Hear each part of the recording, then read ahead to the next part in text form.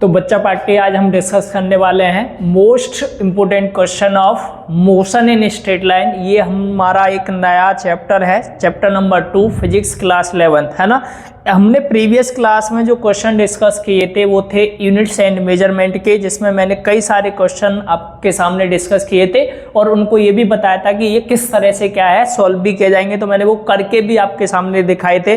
तो वो question units and measurement के थे जो इंपॉर्टेंट हैं, जो पेपर में आपके आ सकते हैं, उनको अच्छे से आपको क्या है करके जाना है। और आज हम जो डिस्कस करने जा रहे हैं उस चैप्टर का नाम क्या है, मोशन इन स्ट्रेट लाइन। ये चैप्टर बड़ा आसान भी लगता है कुछ बच्चों को, क्योंकि हम देखते हैं कि क्लास 9th में ना कुछ बेसिक चीजें आपने क्या है पढ़ भी रखी होती हैं। तो सबसे पहले मैं क्वेश्चन डिस्कस करता हूं कि भाई कौन कौन से क्वेश्चन आपके सामने आ सकते हैं पेपर में।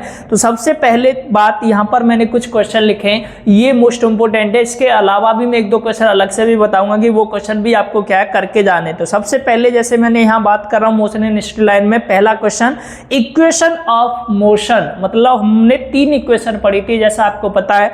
एक इक्वेशन थी आपके सामने v = u + at, एक इक्वेशन आपको याद होगा s = ut + ½ at², और एक और इक्वेशन थी बच्चा पार्टी जिसका नाम था v² - u² = 2as। ये 3 इक्वेशन है जो प्रूफ करने के लिए पेपर में आती हैं, लेकिन सबसे ज्यादा जो इंपॉर्टेंट है मैं वो कहूंगा equation number 2 and equation number 3, यानी और वो किस मेथड से पूछी जाएंगी, तो आप बोलोगे इंटीग्रेशन मेथड या फिर ग्राफिकल मेथड। और सबसे ज्यादा इंपॉर्टेंट होता है ग्राफिकल मेथड, ये पूछा जाता है। और 2 इक्वेशन तो आपको अच्छे से करके जानी है, सेकंड और थर्ड। सेकंड क्या थी, ut + ½ at², इसको ग्राफिकल मेथड से भी कर लेना, कैलकुलस मेथड से भी इसको प्रूफ करके दिखाना है, सॉल्व करना है आपको अच्छे से। और थर्ड थी v² - u² = क्या, 2as। ये 2 इक्वेशन बड़े अच्छे से करके जानी है आपको।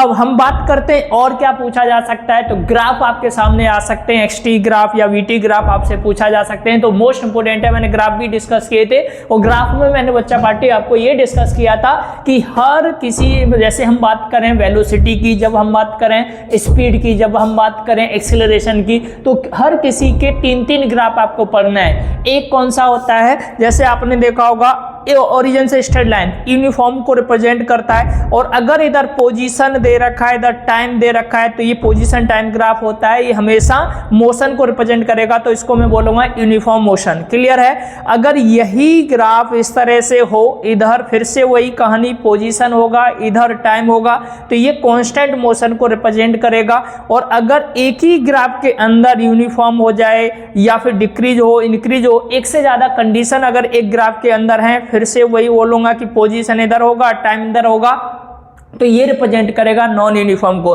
तो ऐसे ही मैं वेलोसिटी की बात कर सकता हूं, वहां पे भी 3 ग्राफ बनेंगे। अगर मैं बात करूं अगला एक्सेलरेशन, वहां पे भी 3 ग्राफ होंगे। ऐसे ही डिस्टेंस अपॉन टाइम वाला ग्राफ जो होता है वहां पर स्पीड के लिए, वहां पे भी 3 होंगे। तो टोटल ये 12 ग्राफ फॉर्म हो सकते हैं। अब इसमें और क्या इंपॉर्टेंट है, तो मैं बोलूंगा एक लास्ट टॉपिक एनसीईआरटी बुक में जिसका नाम है रिलेटिव वेलोसिटी, और इसका एक ग्राफ है ना, ये बड़े अच्छे से आपको करके जाना है। और ये पेपर में पूछा जा सकता है, न्यूमेरिकल्स ज्यादा पूछे जाते हैं रिलेटिव वेलोसिटी के ऊपर। तो इसमें 2 चीजें आपने पढ़ी थी रिलेटिव वेलोसिटी में, जब ऑब्जेक्ट एक ही डायरेक्शन में क्या कर रहे हो, मूव, तब रिलेटिव वेलोसिटी का फॉर्मूला क्या होगा।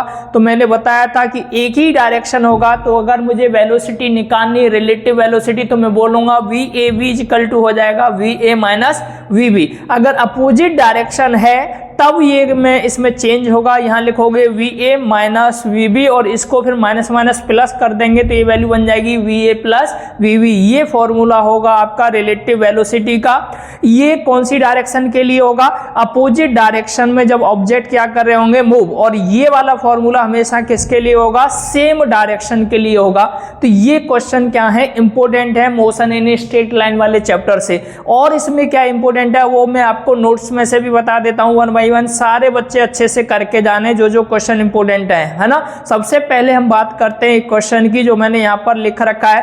टाइप्स ऑफ मोशन में आप देखोगे क्या होते हैं, 1 डायमेंशनल मोशन, 2 डायमेंशनल मोशन और 3 डायमेंशनल। इनकी डेफिनेशन आपसे नहीं पूछेगा, इनके एग्जाम्पल जरूर आपको पढ़ के जाने कि इनके एग्जाम्पल क्या हो सकते हैं। कभी कभी एग्जाम्पल दे रखा होता है और आपसे पूछेगा बताओ ये कौन सा मोशन है, 1 डायमेंशनल है या 2 डायमेंशनल है, तो आपको एग्जाम्पल जरूर पढ़ के जाना है। ये जैसे मैंने यहाँ लिख रखा है, ये एग्जाम्पल ये किसका है, वन डायमेंशनल का। ऐसे ही अगर मैं बात करूं टू डायमेंशनल का क्या एग्जांपल हो सकता है, तो वो मैंने यहां लिख रखा है। ऐसे थ्री डायमेंशनल का क्या एग्जांपल हो सकता है, वो भी हमने यहां पर लिख रखा है ना, जैसे बर्ड्स फ्लाई करते हैं या फिर kite fly in the sky, ये भी एक क्या हो सकता है एग्जांपल। और इंपॉर्टेंट क्या है वो भी ग्राफ वाला मैंने बता ही दिया, ये आपको अच्छे से करके जाना है। एक टॉपिक है एवरेज स्पीड को लेके, ये कभी कभी छोटा सा डेरिवेशन आपसे पूछ लेता है ना, U+V एक फॉर्मूला होता है, उसको प्रूफ करना होता है हमें एवरेज स्पीड के लिए। तो इसको कैसे प्रूफ करते हैं, तो यहाँ पर छोटा सा डेरिवेशन मैंने कर रखा है, ये वाला डेरिवेशन आप अच्छे से करके जाना। इसके बाद आप इस चैप्टर में जाएंगे तो एक छोटे छोटे डेफिनेशन पढ़ के जाना है। इंस्टेंटेनियस वेलोसिटी या स्पीड वाला क्वेश्चन आपसे पूछा जा सकता है। ग्राफ अभी हमने डिस्कस कर लिए थे, जैसे ये हम पे भी मैंने बताया इंस्टेंटेनियस वेलोसिटी।